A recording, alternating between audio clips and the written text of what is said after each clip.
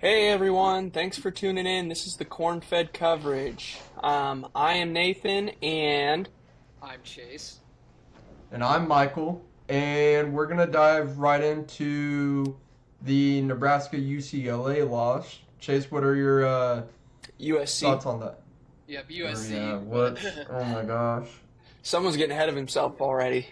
I Yep. guess just to start, tough seeing Dylan go down. I thought it changed the whole game, how the offense was being called, and it was just really unfortunate how he's going to be out for the season. Nothing but wishing him fast, speedy recovery, and he'll still be here next year. I guess I should knock on wood, but I think he's full in Husker, so I'm not worried about him leaving or anything. But yeah, about the just tough. I thought to start the game, we had a good mix of Emmett Johnson killing USC with the run game, and then mix in Dylan was really good with that short medium pass game. The receivers were getting open.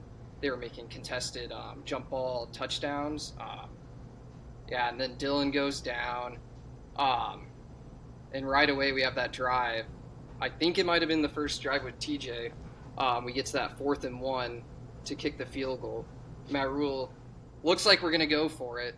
He takes a timeout. We send out the kicking team. It ends up being just a little short, and then USC goes down and ties the game. And with Royola being out the rest of the game, all momentum changed. I think if Dylan finishes that game, we were going to win for sure. I think we had their defense on their toes. They didn't know when we were going to pass. They didn't know when we were going to run. And once Dylan was out, they knew we were going to run. They were stacking the box, daring us to pass. And it was kind of, I feel like we didn't really pass them. I kind of wanted to see a couple more shots, let TJ air it out. This was a big time game. And we had chances to win even up until that 2 minute drive. We had the ball with a tad over 2 minutes left to try to tie it. And I thought we were playing really conservative, taking our time, and then eventually they stuff us on a 4th down anyway. But yeah, just tough game. I will say it till the end. We were going to win that game, maybe even by double digits if Dylan plays the whole game. But shout out to the fans and for coming out all black. We went all out with that from the end zone to the middle of the field to the balloon. So shout out to the fans. It was a great atmosphere, and I've heard just everyone talk about it that have nothing to do with Huskers. Like Seattle Seahawks fans are talking about, like, oh, do you see that Nebraska game Saturday? It looks pretty sweet. So shout out to all the fans. I'll send it off to you, Michael. What do you think about the game? Uh, like you said, tough to see Dylan go down. Thoughts and prayers to him, speedy recovery. Excited to have you back next year, and you were killing it. Like you, Chase, I also thought we would have won that game if Dylan had played the entirety of it, just because when TJ went in, the play calling was just completely different. It seemed like we didn't have the faith in Latif throwing the ball and instead just did a bunch of options with him. And one really good bright spot of the game, though, is Emmett Johnson. That man had one hell of a game. Give him his flowers. He's had back to back 100-yard games now. So I think Dana's finally learning to lean on him a little bit more. And he is the first 1,000-yard rusher we've had since Divine Ozigbo in 2015.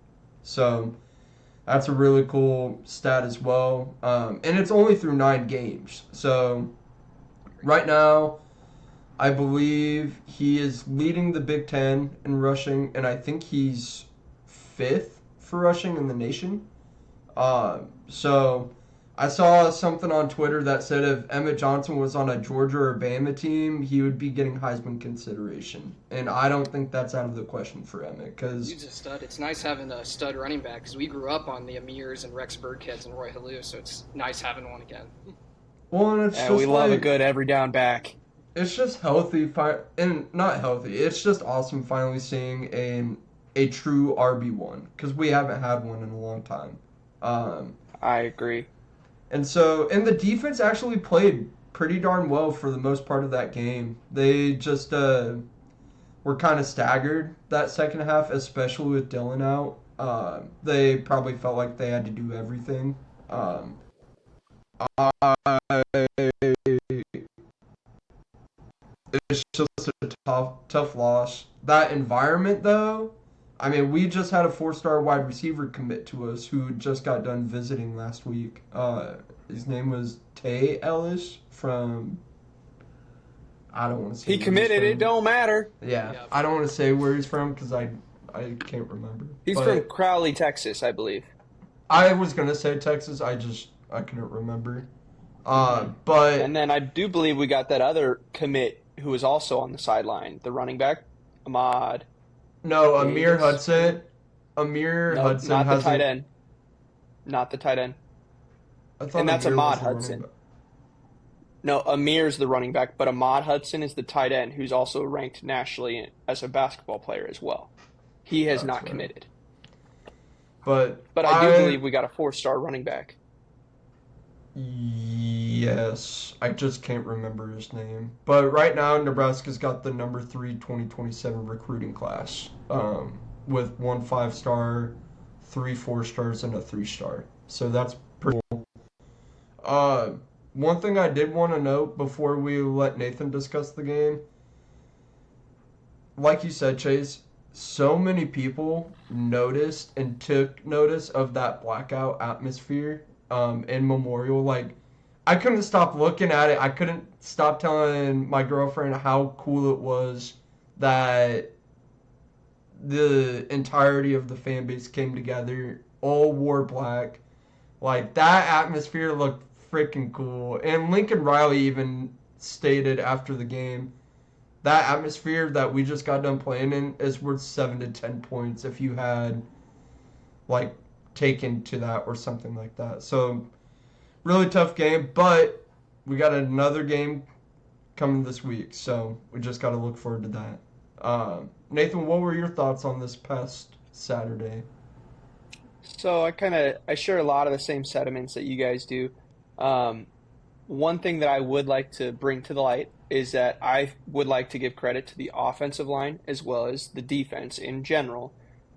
The defense, firstly, for holding the number one passing attack in the country to 9 of 23 passing and only 135 yards. They also sacked him 3 different times. I do think that that alone is the type of performance we need out of our defense to remain competitive in the Big Ten.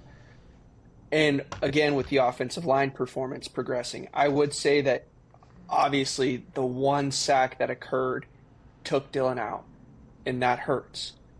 But that being said, 2 or 3 weeks ago, they gave up 9 to Minnesota, a much far not as superior pass rush attack.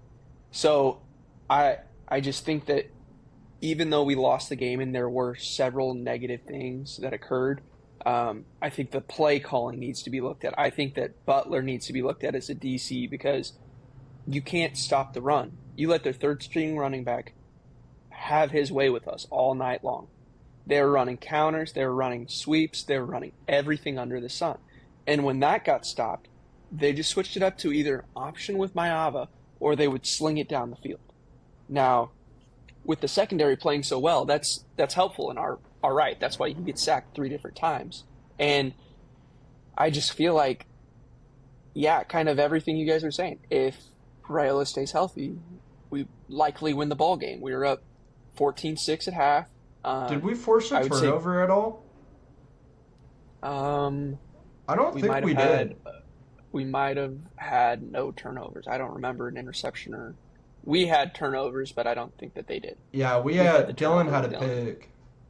Well, Or no, and fumble. also, but Did in his Latif did have, yeah. So he had 2 different turnovers, but I do think Latif fumbled the ball 3 separate times. I think that that was all jitters. Um, Yeah. with one that was atmosphere going, yeah, It and was and his first also, Big Ten D line that he went up against too. He's never yeah, I seen that think that before. as a true freshman, it's going to be difficult to go in on a night you're not expected to give a whole lot to the team's effort, but outside of pouring out more moral support and kind of being there for your guys, I think that he it was kind of a shock to ROC Dana. I think that he was kind of taken aback, and it clearly showed that he had him on a very short leash throughout the game. Um, I do think TJ's got an arm talent. We saw it earlier this year against lesser opponents. We So the saw it in the fundamental game. skills are there. He launched the He did ball not have a 60 stellar yards passing down. line. No, but he He did launched not the have a ball 60 stellar yards passing game. down the field. Our wide receivers couldn't find any separation, which was another tough thing. Yeah, and I do think that again with Dana Holgerson being a pretty good offensive coordinator, I think that that is his job to look at halftime and see where we can make adjustments, whether that's doing something a little bit different in terms of the setup, or if you're going to go ahead and run a little bit of motion, like pre-snap motion more often, instead of just doing like a jet sweep or a RPO or something like that. But when TJ Latif gets in the game, that is a different quarterback with a different skill set than Dylan Raiola has. One thing that he excels at that Dylan is not as superior in is his ground game. I think that Latif is smart enough to be able to see one read, two read, that's not there. I'm going to take it. And he's quick enough to be able to get a couple of yards as long as he's not swarmed at the line of scrimmage. Did you guys But notice how he was only doing his one read and then just pulling the ball? and that's completely fine with me. I would rather take that type of decision making rather than holding the ball too long for trying to wait for the play to develop and then maybe taking a sack or forcing it into coverage. It's obviously with a freshman quarterback, he's not going to want to take huge risks right away. Personally, I don't mind if he did because in order to win big, you got to hit big, go for big. But overall, my heart goes out to Dylan and his family. I hope surgery goes well for him out in New York, and I'm really praying for speedy and quick recovery. Really hoping that everything I've seen this week is showing me that the team is pouring into TJ. Everyone's rallying around him. They're trying to feed into his confidence. Give him a full week with the ones. I think that we're going to come out strong this week, and I think that everybody on the team is really rooting for him. Nobody more than Dylan. That's just the kind of leader he is, and that goes a long ways. So obviously, that loss stings, takes us out of the playoff race for good. Not that we were really alive in it necessarily, but we still had a shot. Yeah. It's okay. But now we are just fighting to have a better record than we finished with last year, and I am completely okay with that. I kind of exactly. So we don't really have a whole lot to lose. We're bowl eligible. I think that anything that we rattle off the rest of the year, I wouldn't be surprised if we're not really favored the remaining games. But with that comes people doubting you, people not giving you the credit that's due, especially with a rookie quarterback. So we'll kind of see how it goes.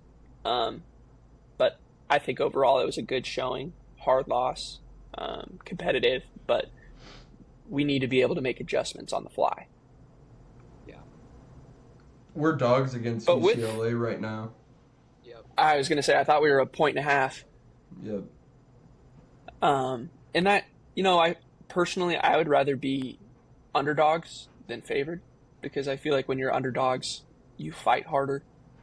You feel like you're going up against a better team, and the mentality that you have with your boys in the locker room is just really tight-knit. Different. Yeah. Everyone's believing in us this week. Exactly. And I heard we Luke got Lindenmeyer, mentality.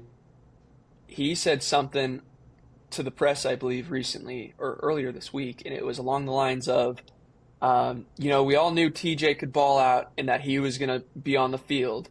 It just happened a little bit earlier than expected. Yeah. So, I saw that.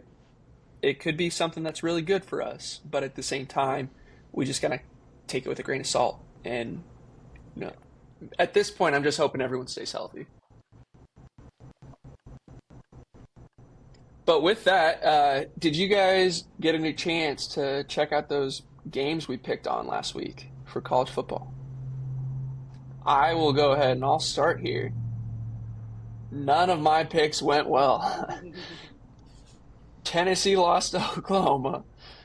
And the other one, I believe that I had, what was it here? Let me just double check. My other pick was Cincinnati at Utah, and I didn't even want to remember that one because that game was just a blowout. Yep, that I one was started fooled. at 9:30 and it was over right away. Yep. Didn't take long to figure that out. So, again, I will be better. Maybe I'll just drop it down to a game this week, and we'll kind of see how that plays out for us. But what about you guys? Yeah, I chose Vandy. I feel like it's one where I totally read the game wrong because Texas absolutely came out of the gate killing them. Arch Manning looked good. Steve was calling a good game because even the first play was like an 80-yard screen pass that went all the way. So Steve was in his bag. He was calling up plays. People were wide open against Vandy. And then the Texas defense really stood up. They did not let Vanderbilt could not run the ball at all. I think their running backs had a total of like 12 yards rushing. Pavia got some, so they had like 60 yards total, but only 12 of that came from the running backs. And then they really only got yardage going once Texas started, playing more of a prevent defense, and they could just hit 10-yard slant routes all the way down until making the game closer, but covering. So I guess I'll take it, but I feel like I kind of got lucky there. And then my other pick, I had Houston by 13.5. I thought they were going to roll West Virginia, and they actually lost straight up. Yeah, that was a fun game to watch, though. That was a fun game to watch, though. Yeah. Super back and forth game. game. Their third-string quarterback, and it turns out he might have been better than their first two starters on West Virginia. He looked really good. Houston's defense couldn't stop anything.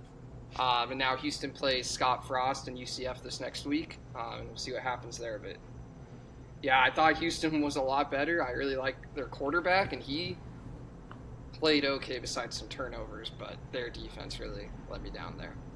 But yeah, how about you, Michael? How'd your picks go? BYU beat Arizona, or no, sorry, I'm getting ahead of myself. Arizona State beat Iowa State with Jeff Sims at quarterback.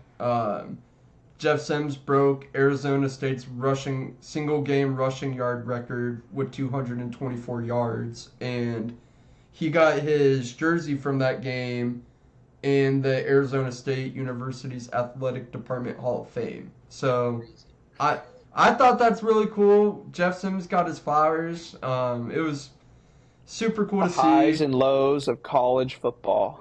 Yeah. And it was... Yeah, that is crazy. If you would have told me 2 years ago that Jeff Sims would have had that many rushing yards in a single game, I would have told you you're nuts. You're crazy. So that just goes to show you can't take games like that for granted. We'll see if he can do it again. He still turned the ball over twice, unfortunately, and Iowa State had a chance at getting a touchdown, but Arizona State's defense was just pummeling Rocco Becht and Iowa State's offense. They couldn't run the ball worth a damn. So Rocco Becht was just scrambling for his life half the time, and their line couldn't do anything about Arizona State's D-line. Rocco Becht took a pretty serious hit, and at first I thought he wasn't going to come back out, but obviously he did. But props to Jeff Sims in Arizona State and Kenny Dillingham, and just all facets of that game, you guys did great. And then, Chase, my other pick was Vandy with you. I rode with you, and yeah, that was a tough game. You already knocked everything out of the park on that game. One thing I did see is Miami lost to SMU in overtime. That ACC is wide open. Yeah, ACC is wide open now. Another really bad Carson Beck interception there in overtime. He threw an interception in the end zone, and then all SMU had to do was kick a field goal. They ended up getting the touchdown anyway, but yeah. And they almost got the field goal post too, or they did, I believe. Yeah, I think they did. I saw a video of the SMU field goal post going down. Yep. But no, I just noticed that, and I was like, wow. And the SEC's cannibalizing itself. It's just... It's crazy. Oklahoma has a shot at the team from the ACC in. That's who they had. I did see the college football play. Yeah, I did see those rankings. And Oklahoma has a shot at college football playoffs. Yeah, Texas was first out. People kind of wrote them off. Maybe my natty pick can find its way back in there. Find its way back in. They only have the one SEC loss. Honestly, they played Ohio State closer than anyone else. They lost 14-7, and they had the ball. SEC is still. Kind of. It's gonna be fun watching the SEC is SEC probably unfold. a three-team race. It's probably a three-team race between A&M, Bama, and either, I would say, Georgia right now, probably. Yeah. I don't think Texas and Georgia play next week. Yeah. They do? Okay. That'll be a great game. Is it in Georgia? Yeah, I think that'll eliminate one of them. Yeah, that'll definitely take them out of the or at least conference title contention. Not necessarily out of the playoff race, depending on how the other finishes their season, because that'll just up the strength of the schedule. Let's see here. So in the SEC, with that, I was just gonna pull up the SEC really quick. So SEC right now has. And both don't have a SEC loss. Yep. Yep. Yep. Because Bama and only A&M lost are to undefeated. FSU. Which is a weird Bama loss and- now. They're like 4-4 and falling apart. So is Clemson. And then there's Texas, Ole Miss, and Georgia all with one loss. And then it's Vanderbilt and Oklahoma with 2 losses. But then if you look at their overall records, it's LSU 5-3, Missouri 6-2, Tennessee 6-3, Vandy 7-2, Oklahoma 7-2, Texas 7-2, Ole Miss 8-1, Georgia 7-1, All right. A&M All right, we're undefeated. done. We're done glazing the SEC. I'm We're not done. glazing. I'm saying will how not close have of it. a race, that SEC is. We're not glazing the SEC. I'm not glazing. You're talking about their records. Yeah. 1 and 2 ranked teams in the Big Ten. Yep. So I don't want to hear SEC this, SEC that. Look at their overall rate. No, I was just saying how close it was because in the Big Ten there's only 2 6-2 teams or 3 6-2 teams, and then 7-1, 7-2. I mean, it's probably going to be Indiana, Ohio State, unless I think anybody with a betting choice. they play each Oregon other, might. don't they? I don't believe so. They They don't. would play in the conference title game. Yeah, because they both already beat Oregon. Michigan, do they only have one Big Ten loss? Yeah, They lost to they only have USC one. So technically, and Oklahoma. if Michigan beats Ohio State the last week, it could be Michigan, Indiana. If Michigan stays with only one Big Ten loss, Dude, and Michigan imagine. owned Ohio State even last year when they had Yeah, the worst team. They beat Ohio State, so Well, and that's true. that Nebraska-Iowa game, depending on how everything shakes out, Nebraska could play spoilers to Iowa's little hope core to get to the college football Iowa has playoffs. to play Oregon this weekend. But I was thinking the same. If Iowa somehow finds their way 9-2 coming into Nebraska, and we can ruin their playoff dreams, that'd be awesome. Dude, imagine. Oh gosh, that might make my season there. That game would be crazy. Nebraska fans would show out for that. I think Hawkeye fans would come to town too. I feel Oh, like yeah. they travel fairly well. It's only a But 5-hour with that, drive. let's go ahead. Let's go ahead and start talking about this Nebraska UCLA game kicking off this weekend. Michael, why don't you go ahead and start with your thoughts here? We get to see TJ Lateef start his first college football game as a true freshman. And like we all were saying when we were discussing that USC game, it sounds like the team is rallying around TJ and has his back and put more so lifting him up and supporting him. So that's really good to see.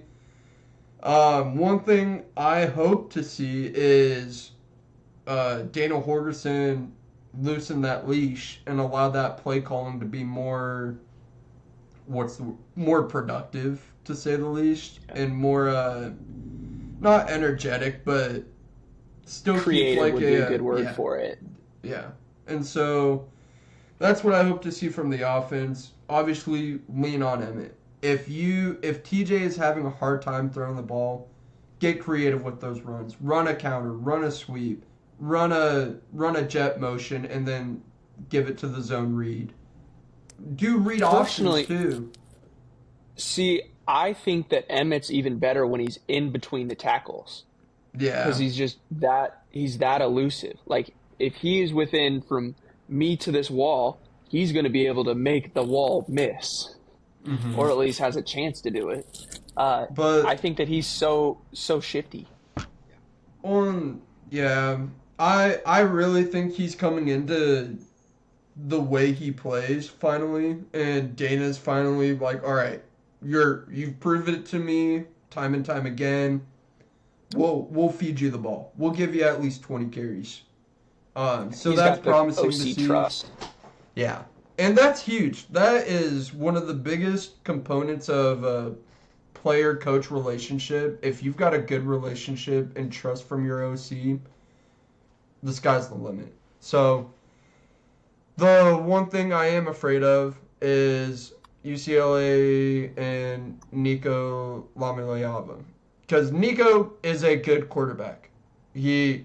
Josh Neuheisel as their OC is also a great OC. That's the reason why they've been able to find their way back to trying to go bowling and upset teams. Um, we're going to have to worry about the quarterback run.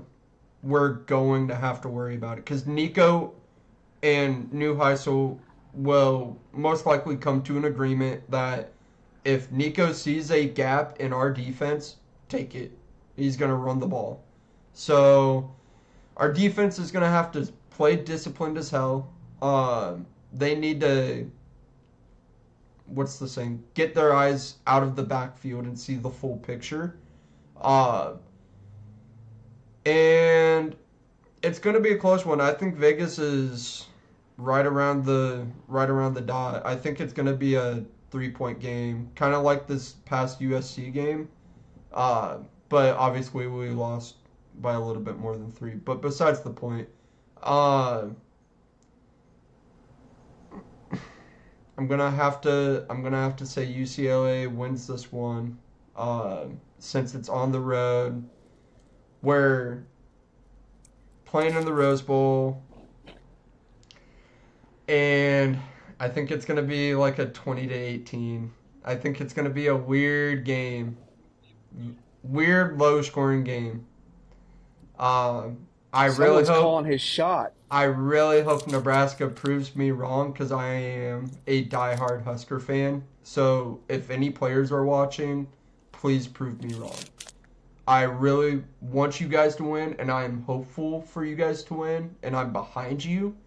I had you guys against USC last week, and I was proven wrong, and now this time it might be different. Who knows? There were Um, circumstances last game. I don't want to hear that excuse. I know, I know. But what about you, Nathan? What are your thoughts on this UCLA Nebraska game? I'll keep it short and sweet. I think that the guys are going to come out ready to fight, ready to give a win. And I now I might sound a little bit of like a recording tape each week when I'm talking about the game. But truly, I do believe outside of maybe a little bit of a size issue in the trenches, I do think that we have a solid team to go out and win conference games. This team just needs to show a little bit of fight, similar to the way that the defense did after Royalo went down. I feel like they really did turn it up a notch because Dylan fumbled it on the 30-yard line. They got to stop. That's huge. Like 3 or 4 weeks ago, I feel like we would have been questioning ourselves like, oh, crap. If we fumble it on our 30-yard line, they're either going to at least kick a field goal or, get points off of it some way or another.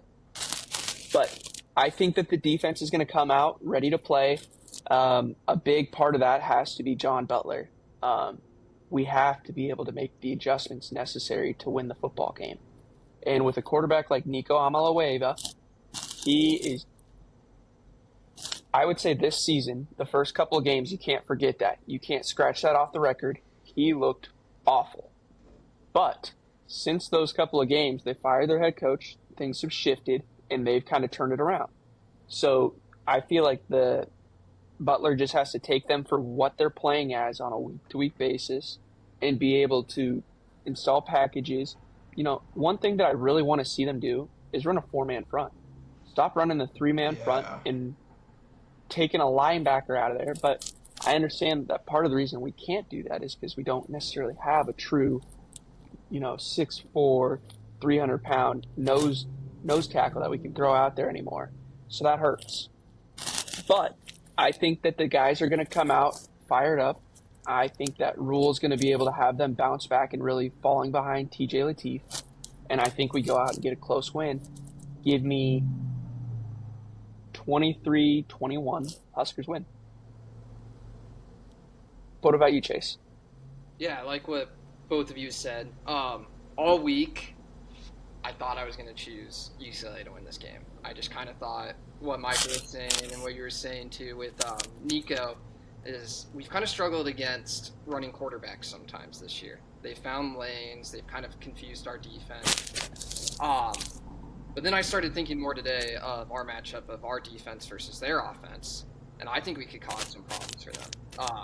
Nico's looked a lot better, especially on the ground, but they've been pounding him, giving him like 20 plus carries on the ground. So if we can contain their run game, play gap control, I don't think they're really going to be able to pass on us. We've played some really good quarterbacks from Cincinnati, from USC, from Michigan, and they all struggled against us. I think Nico is going to struggle passing, and if we just have a good game plan to stop their powerful run game, I don't think they're going to score very many points on us. So then going on to our side of the ball, I feel like it's kind of a little unknown what TJ might bring. He went out there, and I feel like we just didn't really let him loose. When we did have him pass it, We didn't let him cook. Yeah, I think Dana's going to get some plays for him if we get Emmett Johnson cooking. Then we can get some play actions, get him maybe some easy yards, and you never know. I think TJ could come out and ball. UCLA has let some teams put up a lot of points on them. They let Penn State kind of run all over them, so I think we might be able to do the same. I don't think either team's going to score a ton. So I'll go Nebraska 20-17 in a low-scoring game. Nice. 3 points. I like it.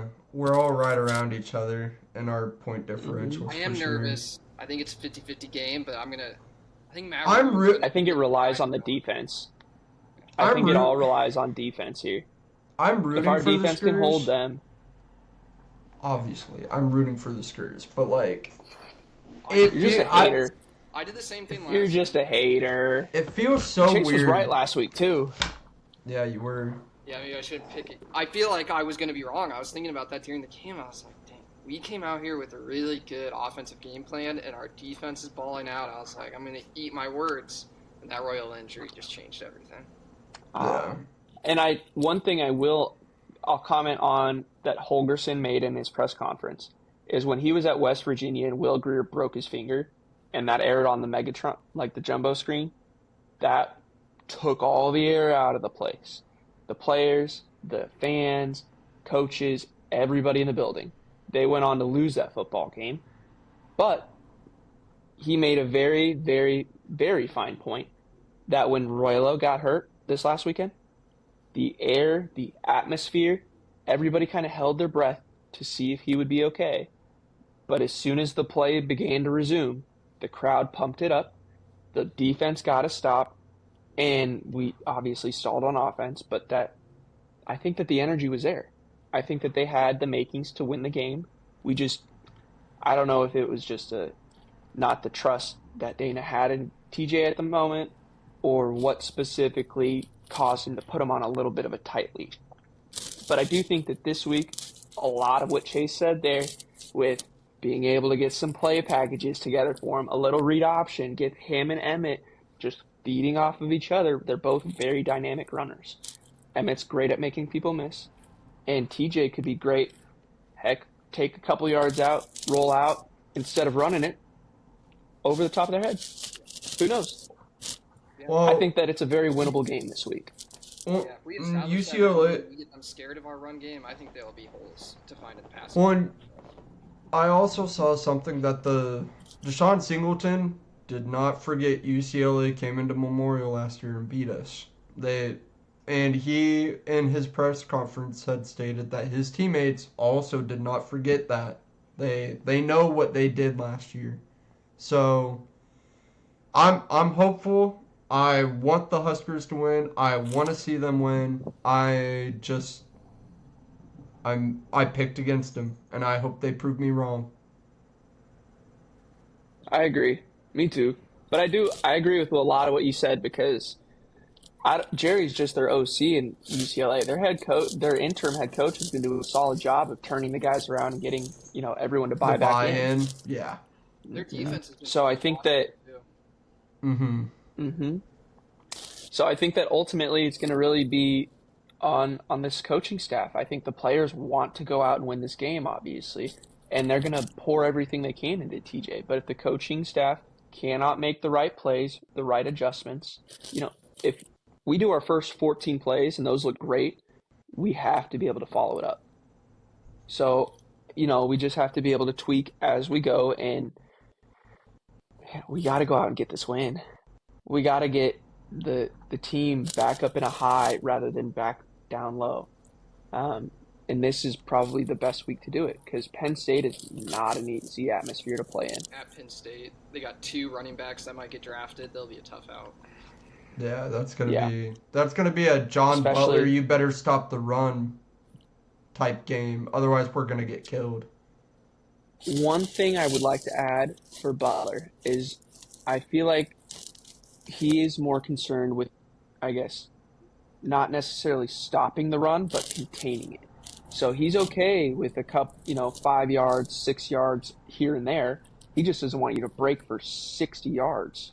But Except it that's happens happened. against us. It happened against Northwestern, Yeah. happened against USC, happened against So I just don't Michigan. think you don't have a shot to be, at the top of the conference if you cannot flat out stop the run in conference play. Yeah.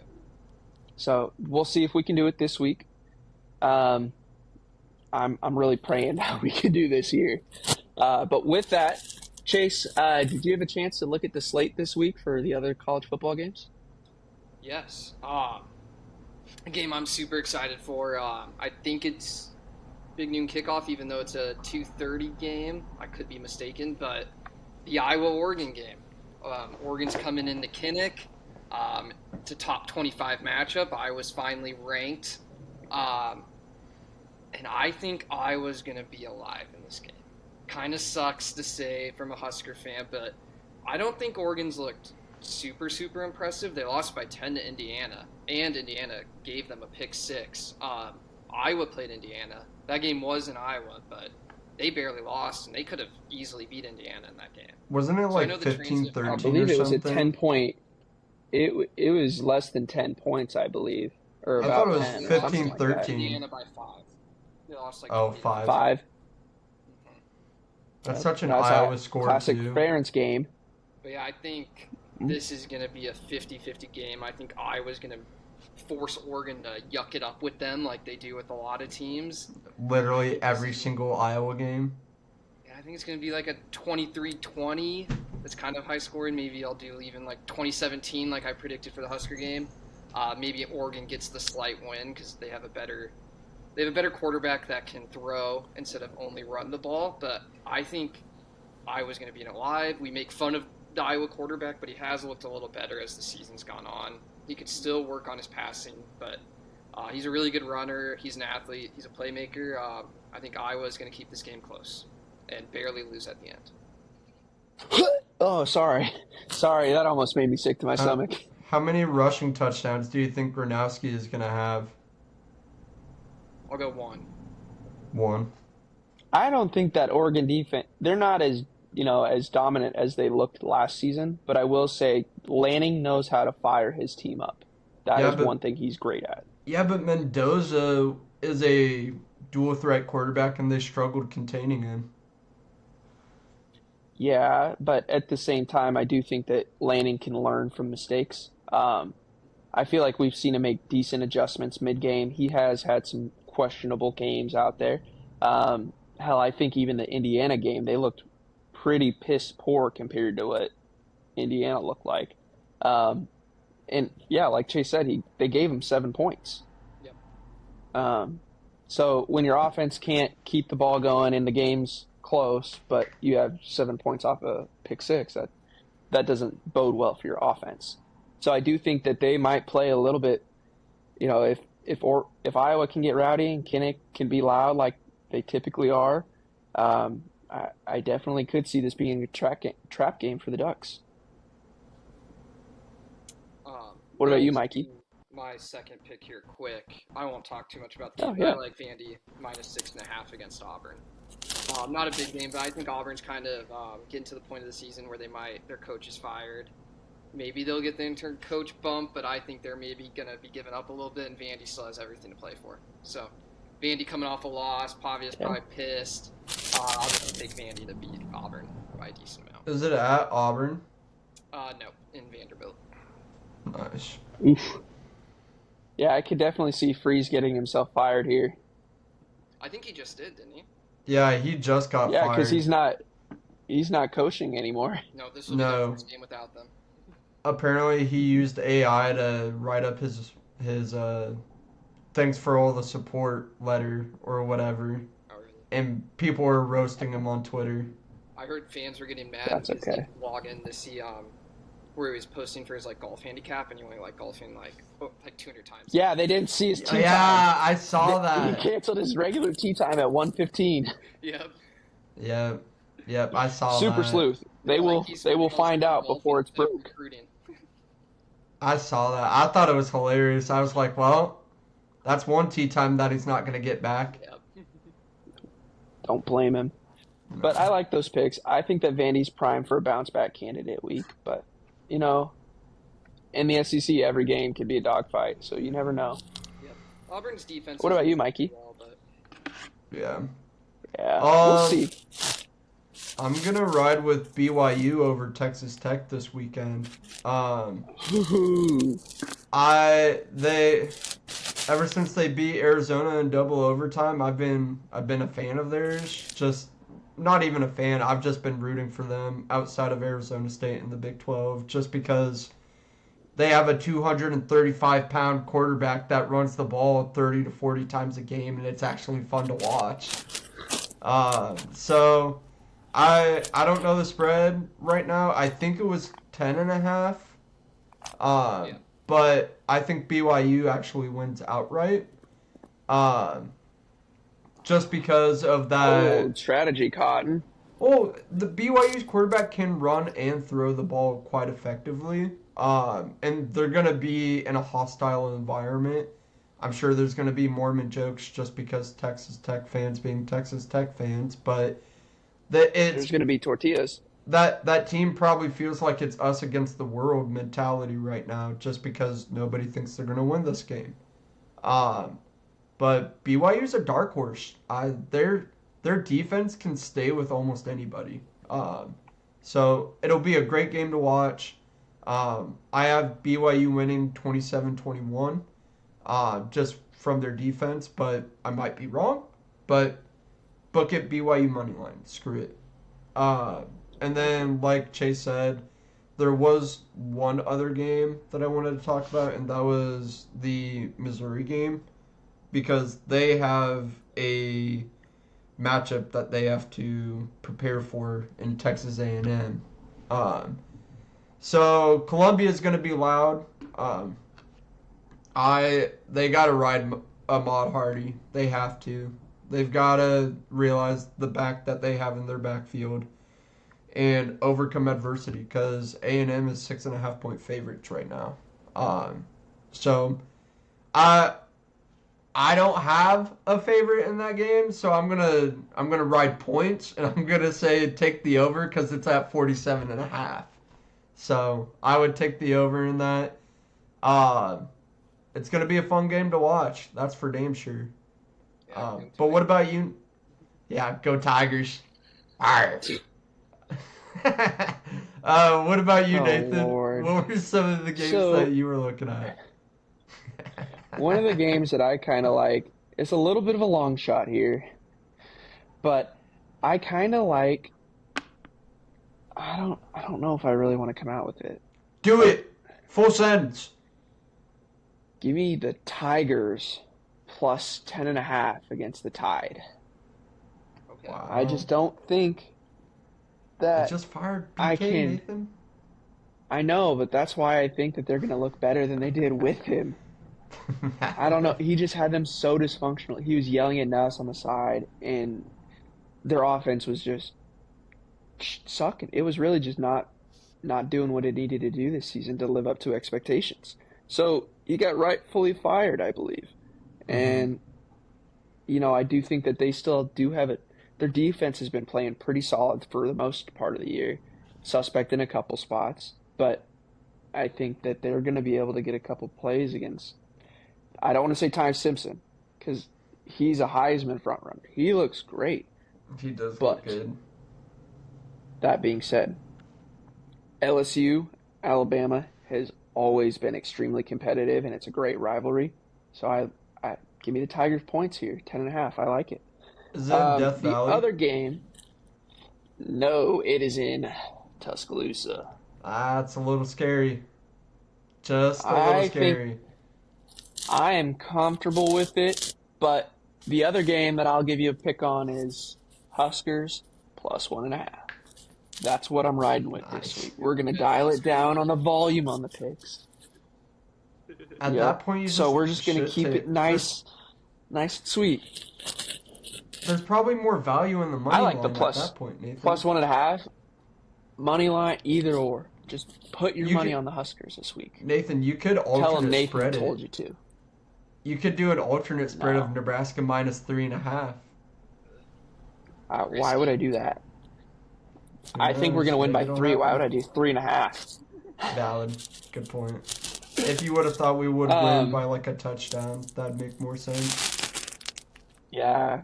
And I think there's potential for it, but it's just hard to back it at the moment with such an unknown. But I do think Hmm. that the hope's there. The I don't know how many more times I can say it, but I think that they've really, really poured into Latif. I think that his confidence is gonna shoot up, and it'll be a good week. But those are my two picks. Give me the Huskers and give me the Tigers points. But with those, yeah, I was gonna say, any thoughts on those, boys?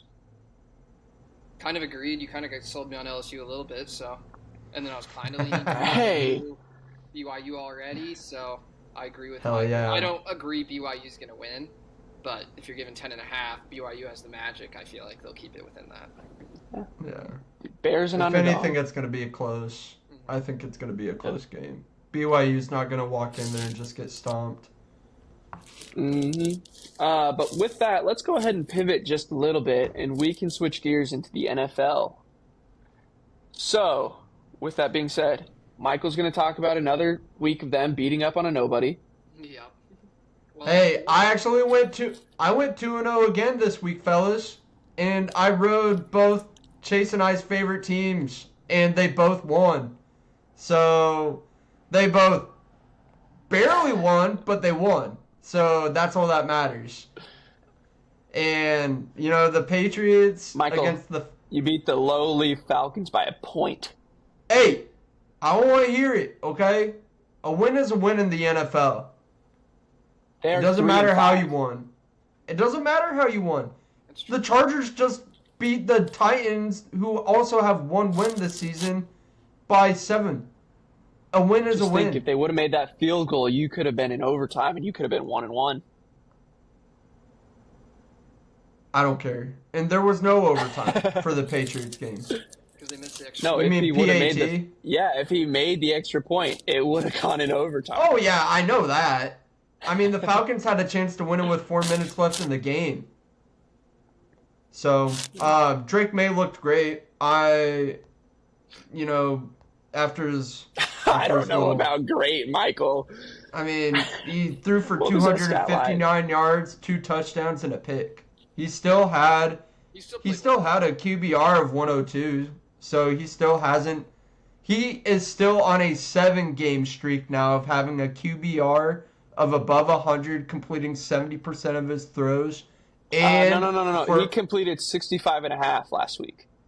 19 of 29 is not 70. So, I would like to stop you in your tracks there. Hey. Yes. Hey, still 250 yards passing. Yeah, it's pretty darn good. A win is better than a loss. You're That's darn where right I'll it leave it is. at. What about you, Chase? Because Michael's going to talk about this Chargers game next, so I'd rather hear it from you. Yeah, the Chargers. It was kind of a weird game. we held their offense to only 6 points. They had a punt return for a touchdown, and they had a pick six, so that was 14 of their 20 points, or else it would have been a blowout. We controlled the whole game, but the takeaway is Joe Alt went down. We have been undefeated in games where Joe Alt has started and finished the game, and we are, I think, 2-4 or something. They're 2-3. Yeah, because we're 6-3. So we're 2-3 without him. So yeah, I'm kind of just scared for the rest of the season, hoping that Herbert can stay upright. And I don't want to. How long is Alt out for? The season. Yep, he's done. He's done. That's why What? we got Trevor Penning. Yeah. The fuck happened to him? What'd he do? What happened? He got the same ankle rolled up on, but this time it needs surgery. Yeah, because Damn. it's a high ankle sprain, right? Yeah, one of their linemen fell on his ankle on accident. Kind of a fluke. Bounty Gate. Hurts. Bounty Gate. No, it was an accident. Sometimes when we played the Broncos, some of their players were acting a little suspicious, I will say. So Sean Payton. A little sus. Yeah, he's still That's doing his tough. antics. I will say that much. So yeah, But it's nice to have 2 wins. I'll take that from you two. You're plus money. Yep. I unfortunately went 1-1. One of my picks was the 49ers. That was a winner by 2.5 over the Giants. I didn't watch the game since it was on the same time as the Chargers, but I'm going to assume that everything I thought going into the game went right and that the Giants were just a little too injured without Scadaboo, without Neighbors, and that I trusted Shanahan over Dable. It looks like the 49ers put up a good amount of points. CMC had good stats, so good win for the Niners. Good hoodies. And then my other pick, I went with the Chiefs over the Bills. And should have known better. The Bills are like 5-1 against Kansas City in the regular season, but they're 4-0 against, or then Kansas City's 4-0 against the Bills in the playoffs. So this is just Josh Allen wins this game. It's He just regular dominated season. the first half. They kind of actually dominated the game. They were up 15 points with like 5 minutes left. It took the Chiefs getting a 4th and 17 to even make it 28-21. But good win for the Bills, and I'm not really sad that my pick was wrong. Chiefs can be 5-4, and if the playoffs were today, they're not in it. So. Wasn't there a call that bailed the Chiefs out of that 4th and 17? No, I want to. I thought I saw some. They had like I thought I Kelce saw was, like, some. wide open. Yeah, because he was there was nobody around him. There might have been another. I didn't think. I thought I saw something on Twitter about people complaining about Mahomes getting another chance or something like that. That happens every week. Yeah, I don't think it was on that 4th and 17 play, but maybe a different one in the game. Well, we'll just get my pick out of the way. The Niners won, but don't worry because I did not pick them. I picked the lowly Texans to beat the Broncos. I picked the Broncos to beat the Texans, and they barely did so. I was sweating a lot of that game, and the Texans were leading for a lot of that game until C.J. Stroud went down. Yeah, I think they would have pulled it off if he didn't go out. Yeah, and I would have lost another pick, and I would have been 0-3 on my picks on the weekend. So that one solely saved me there. So I'm glad I went one game instead of the two. But I kind of want to talk a little bit more about the Niners game. Christian McCaffrey looked good, but kind of same with Chase's team. Our first round pick, Michael Williams, tore his ACL. This is now we are so beaten, so bruised. I don't know when Purdy's going to play. Ricky Pearsall's not practicing. Ayuk may not play this season. Who knows what's going to happen at this point? This Niners fan is kind of down bad. But we do have a competitive team still. For some reason, I know this regime is not going to be okay with missing the playoffs. But personally, I'd be okay with getting a higher draft pick because we are not going to do a lot in the playoffs with this injured mess of players. I think you guys can still. I know that NFC is stacked right now. You're going to be fighting with like 5-3 Bears or the team. Or Packers too. And the worst thing is if we make the playoffs, we are likely one and done. I hate to say it, but like even when we beat the Rams with Mac Jones Thursday Night Football, that was unexpected. I wasn't calling for that. That was a masterclass by Shanahan and Saleh. Even what's his name? Kendrick Bourne, he had a career high that game. So I think Wasn't that that? in order. I'm sorry. Go ahead. Oh no, I was just going to say I think that in order to beat the Rams this week, there's going to be quite a bit that has to happen. So I'm not too. This guy's just down bad, and he just wants people to stay healthy. Was the first time the Niners played the Rams, was that Mac Jones' first start? Might have The been. game after? Was it right after? No, I think it was just. I don't remember for sure. Neither do I. Yeah, it was after the Jags game because that was when Purdy got hurt again, Yeah. Yeah. Like and then Mac got hurt in the the Yeah. Rams game. Well, hurt, and then he went right back in after the series. Because Adrian That's was just called getting being ready. a dog. That's called being Hey! a dog. I approve of Mac Jones, okay? I'm just happy he's getting a fair shot. And with a I mean, good he's not OC. really getting a fair shot. We paid our quarterback a lot of money to be our starting quarterback, so I don't think he's really got a shot to be the starter long term. But No, but I feel like it's another, like, Baker Mayfield arc. I thought it was kind of like a Exactly. Baker Mayfield arc. or Sam Darnold from last season. Yeah. Or even I like agree. Geno Smith at the Seahawks when he went even there. kind of Daniel Jones now. He might get extended by the Colts. I mean, they Yeah. probably should. They went all in. They're going Dude, all I in saw with Daniel Jones. that tweet you sent to us in our group chat. And I was like, bro, Daniel Jones is either A, suffering on the inside with all the pressure that the Colts are putting on him, or he's freaking loving it. I'm sure as a probably loves competitor, he's loving it. Yeah, I was just about to Well, say that. he went to Duke for college, didn't he? Yep. Mm-hmm. So he's a pretty smart guy. I'm assuming he probably doesn't.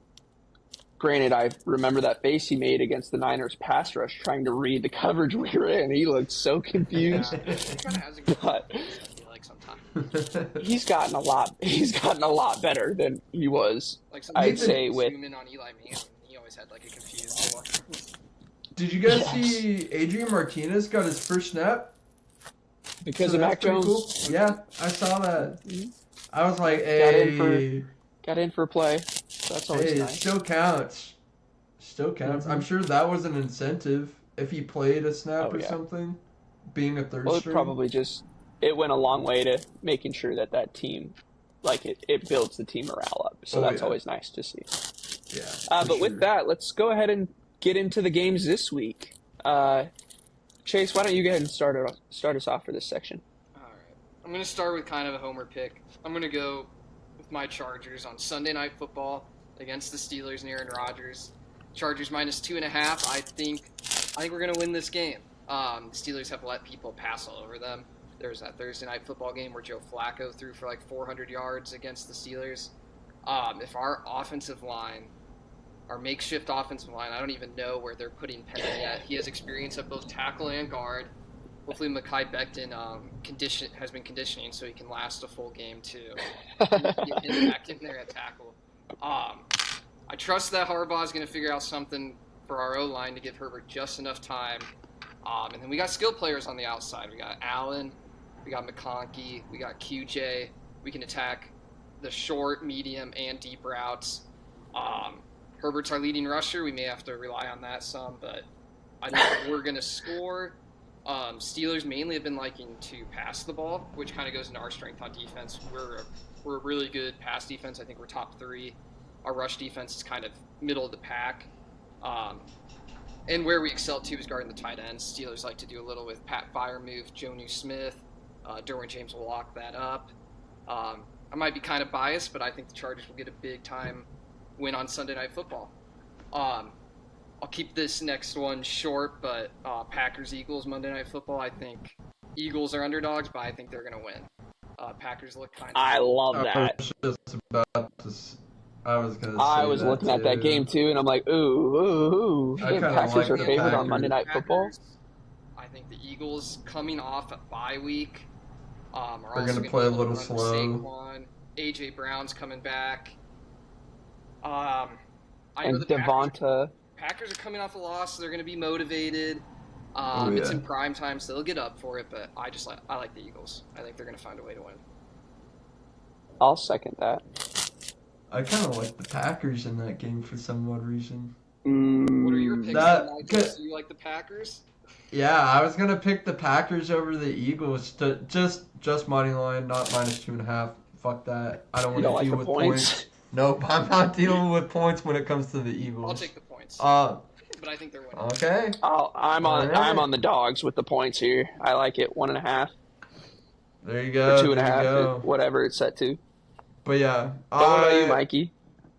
I was gonna have Packers money line. That was gonna be one of my picks. I just think. Back to the well, then. Yep. Well, Packers. I cut you off there. No, you're okay. You're all good. What do you on my screen you froze a little bit, so I thought you picked Packers to win, and I was just about to say that, and then I found out you chose Eagles. I was like, damn, Chase is opposite of me. I think Jordan Love was actually, after coming off of that loss last week, he's going to be fired up, ready to go out there and try and beat a team in front of Lambeau, in front of his, his fans, the Packer fans in general. I don't think weather's really going to play much of a factor because they're both used to playing in cold environments. I do think it's going to be a heavy rushing attack, though. So whatever Saquon's rush yards, I'd hit the over just because. But I've got Packers winning. And then, yes, I'm going back to the well, fellas. The Patriots are going to beat the Bucs. I like Baker Mayfield, but I like the Patriots better. And it's going to happen. We're 2.5-point dogs in Tampa. Drake May gets to go somewhere warm. Godwin's coming back. He's going to come back for 2 games, and then he's going to be listed as questionable. He's questionable right now. Yeah, my point exactly.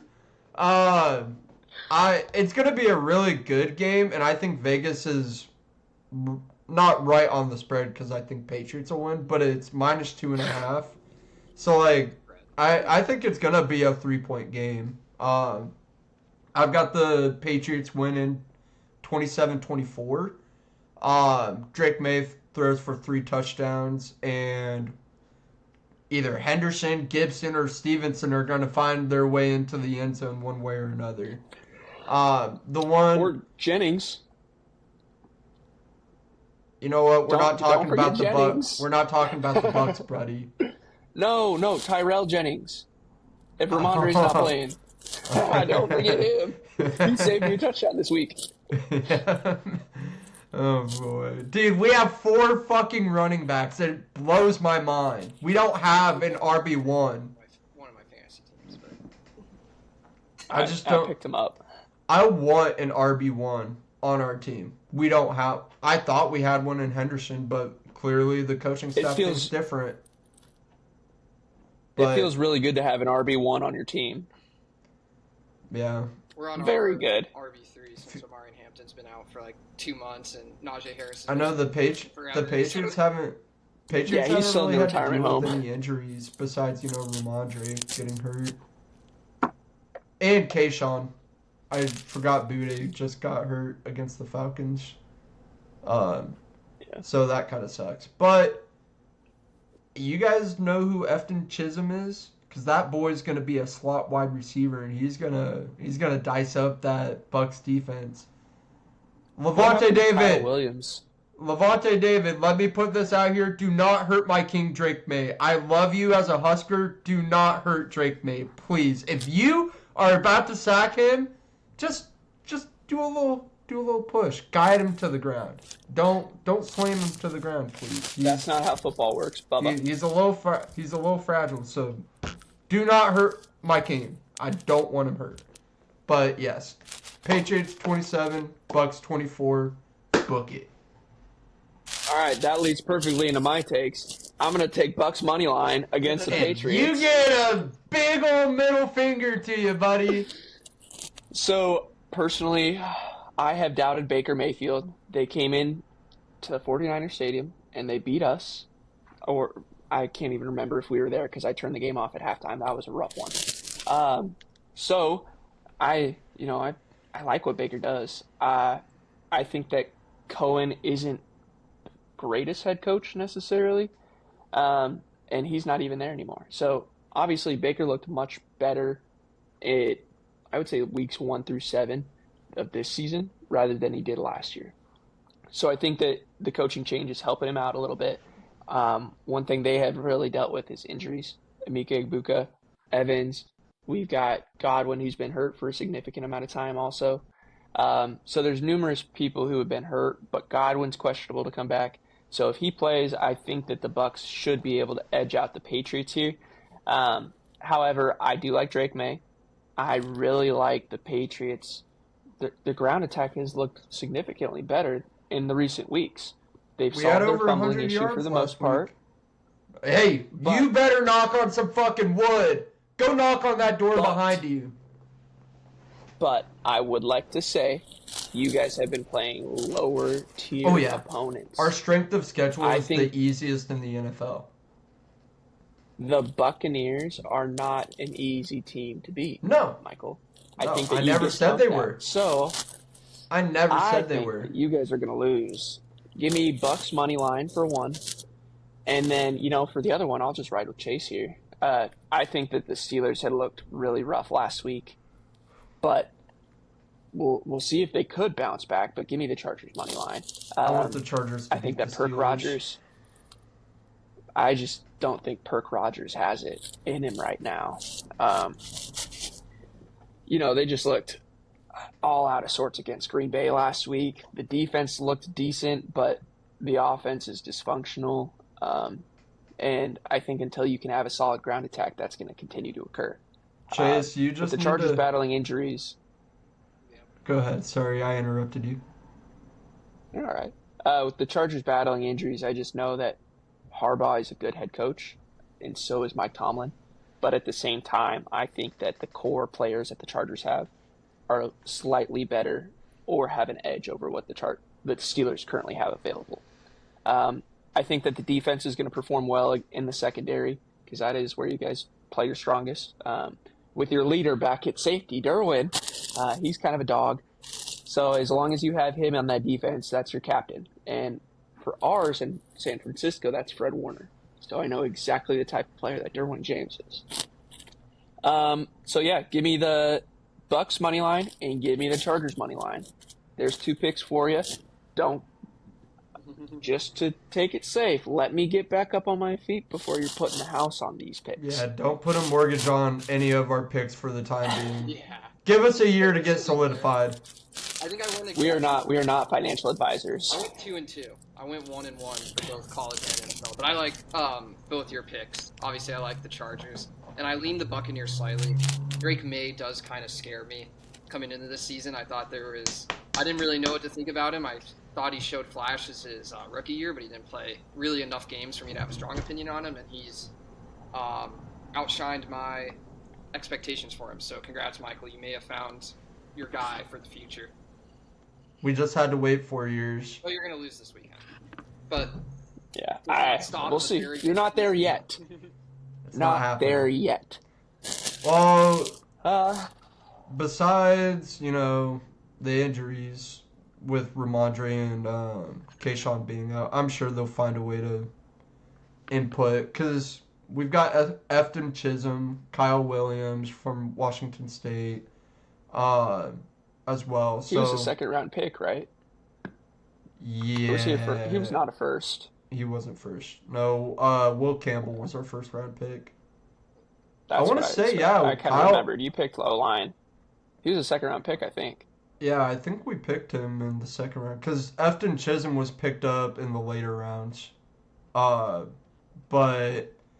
no, we got a good week of NFL football ahead of us. We got a good week of college football ahead of us. Kind of a packed weekend. I mean, there are kind of some scary good games to watch too.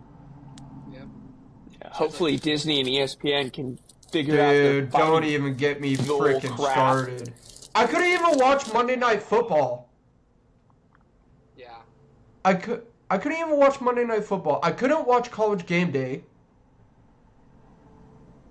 And it's all for corporate greed. So, to the 20 people that might watch this video, if you can do anything, do not buy YouTube TV, do not buy Disney Plus until the dispute is resolved. Because the more money you give, the longer these companies are going to screw us in the long run. Did you see Disney Plus was trying to charge like $129 for a subscription to them for a year now instead of $80? Yeah, I don't know if that's true because I feel like if that was the case, a lot of people would just cancel immediately. And that, obviously, in terms of a business plan, Disney's not a stupid company. They're a multi-billion-dollar company. So they would not go ahead and do something like that without thinking about repercussions at first. But I do know they're losing a round. I reside with Big Cat on this. Screw corporate greed. Just let us watch our football and stop interrupting my Saturdays. Yeah, they're rolling out that new ESPN app, and I think Disney wants everyone to get that instead of YouTube TV. Stupid. Yeah, I refuse. I pay too much for my streaming services currently in order to willingly buy another one at the moment. So I just think that hopefully a decision is being, or an agreement, I guess, is being came to in one way, shape, or form. Otherwise, YouTube TV will be forced to drop their prices, which would be good. But at the same time, I use YouTube TV to watch college football, college game day, NFL football. Yep. Well, not only that, but college basketball when that comes around. Yeah. So yeah, a lot of if I can't ABC, watch ESPN. Yeah. Mm-hmm. They better and March figure Madness, this stuff out. Oh, that'll be hell. That's way too far down the line. So hopefully we'll get a resolution soon. I don't think there's going to be any Nebraska football games besides maybe our bowl game. Can't speak for that. Most of those are on ESPN. But none of our regular season games, I don't think will be. UCLA's Fox this weekend, right? And Iowa's already announced CBS. And we don't really have games on ESPN because that's SEC has their deal with ESPN. We're like always NBC, on CBS or Fox. FS1. I'll take Peacock. Give me the Peacock stream. Yeah, I don't mind Peacock either. I have that one. I already paid for it. Yep. Hold on. I saw the Barstool Sports guys do this. How many subscriptions do you guys think you pay for to watch football at this time? So, Peacock. A couple different ones. YouTube TV. I have both of those, and that's really all I use to watch. I guess Netflix and Hulu. Because you still have NBC on YouTube TV, but yeah. There are some games that are Peacock exclusive, I guess, sometimes. Yeah, like they do some of the NFL games over the holidays on Peacock only. Like, well, what was like the year NFL, they had right? that one game on Netflix? Yeah. They streamed that game on Netflix for Christmas, and that was the only place it was at. Yep, I have that, but I don't pay for it. Luckily, I'm grandfathered in with my parents. Yeah, same. But at the same time, a lot of people are, and they're going to start no more password sharing just to increase subscription numbers. So I think that we all really took the bait and switch when they said, disconnect the cord, or back when they were trying to get everyone to flip away from cable television to these services. Now in the long run. Yeah, cable. Yep. Yeah. I've thought about going back to cable just because it's like $60 a month and I still get ESPN and Fox. Like through Spectrum. Yeah. And it's just getting pretty hard to be a sports fan out here nowadays. Well, and then for Red Zone, like for NFL, or not even Red Zone, for Sunday Ticket, that's $48 a month for 8 months. Yeah. On top of the base $82.99. They should give all their sports fans Sunday Ticket for free if ESPN's not available. Ruined your college football. Give us Sunday then. YouTube TV, if anyone from you guys are watching this, listen to our boy Chase and do that. You would retain so many of your customers. I highly doubt that one of the execs at YouTube TV is one of our 30 listeners. But if you are, thanks for tuning in. Well, they did announce like a $20 credit if it's the last for a long time. I did see that. It has to be an extended period of time, though. No. But let's just go ahead and pray on it. That's all we can do. Hopefully they come to a resolution sooner rather than later. Stop ruining our But with that, Saturdays. did you guys have any other closing thoughts? Go Big Red. Yeah, go No? Big Red. Nebraska basketball is 1-0. Perfect. We Yeah. play Women's Florida. volleyball 22-0. Yep. That is a volleyball school right there. And I'm okay with Yeah. it for now until we get our football team back. But with that, we're consecutive 40 set. We have won 40 consecutive sets. I think that's pretty crazy. That's crazy. it's been a while. But knock on wood, please. Pretty please. The end of the season's coming. We don't need to jinx anybody here. Yeah. 100%. But with that, this has been the Cornfed Coverage Podcast. Thanks for tuning in. Feel free to comment any opinions you have on the takes we had. If you like the video, feel free to like and share it with your friends. But I'm Nathan. This is...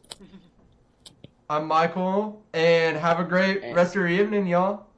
Yep. GBR. Thanks for watching. GBR. Big Red.